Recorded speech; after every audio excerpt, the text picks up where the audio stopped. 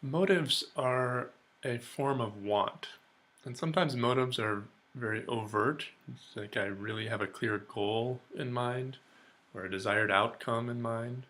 And sometimes they're very subtle, almost I'm not aware of my motives, like a subtle ulterior motive that may be running.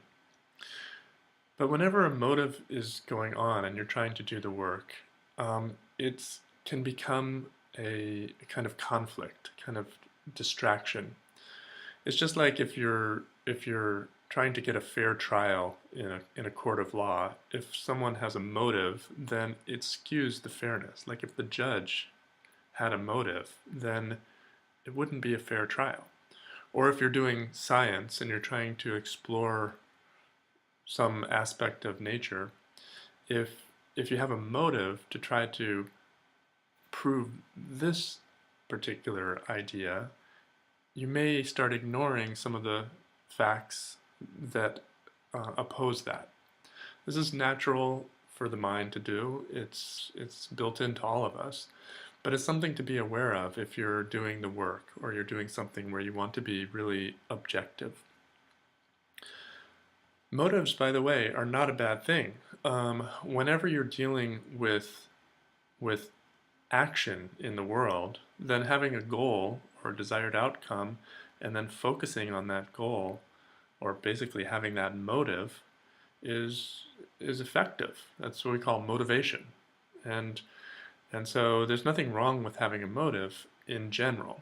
But remember, the work is different than normal life. Like normal life, we're trying to find our happiness by solving problems, by doing things.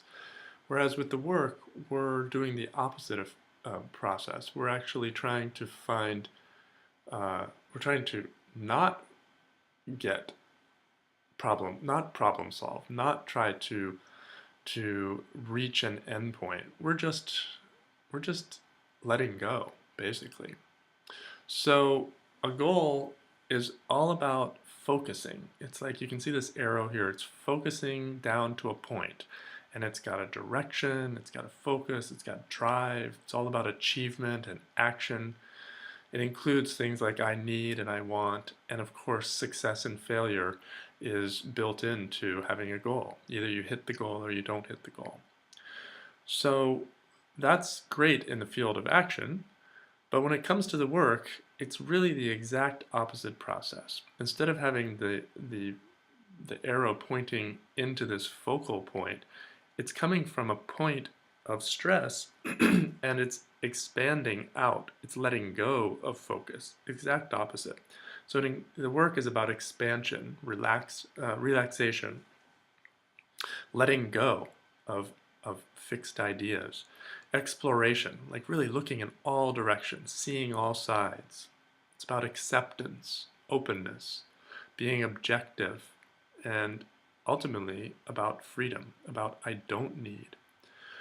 So these are two very different modes of the mind, and in the work, we're focusing on this more expansion and exploration side of the mind.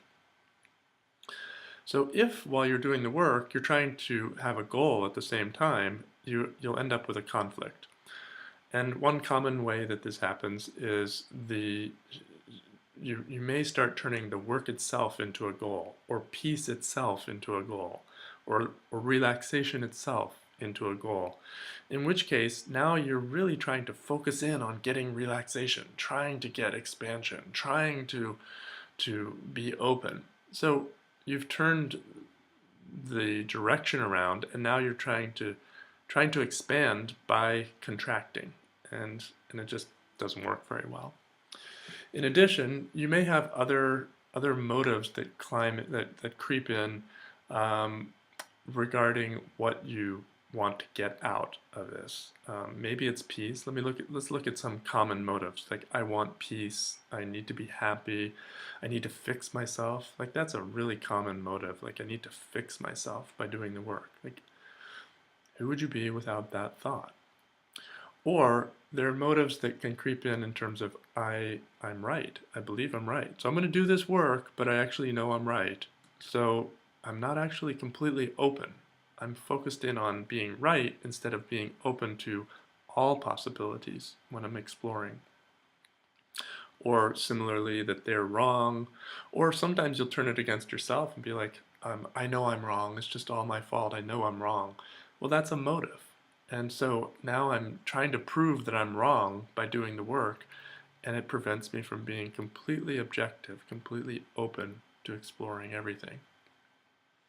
So anytime you've got a want or a need in the background or in the foreground, you've got some kind of a motive going. And these motives can be questioned just like any other stressful thought. So if you have the thought, I need to fix myself by doing the work, question it. Or if you have the thought that I'm right in a particular situation, question it. And then come back to doing the work. Because if you're doing the work with a motive, you'll experience it basically as stress. You'll feel this kind of um, bias creeping in, and your creativity gets blocked, and you become more goal oriented, and you become less objective, less open, less in the mode of just pure exploration. So motives are just something to notice. They'll show up when you're doing your own work. They'll also show up when you're facilitating somebody, and that's a great place to notice motives as well. Like, I want to fix them. I want to be the helper. I want to be the hero.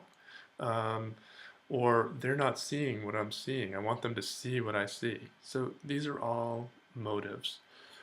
So I encourage you just to get in the habit of noticing motives when they show up, and then questioning them when they come up. They're just little distractions or little biases that creep in, and if you can question them, you may find yourself becoming even more objective and more open in the process of doing your work.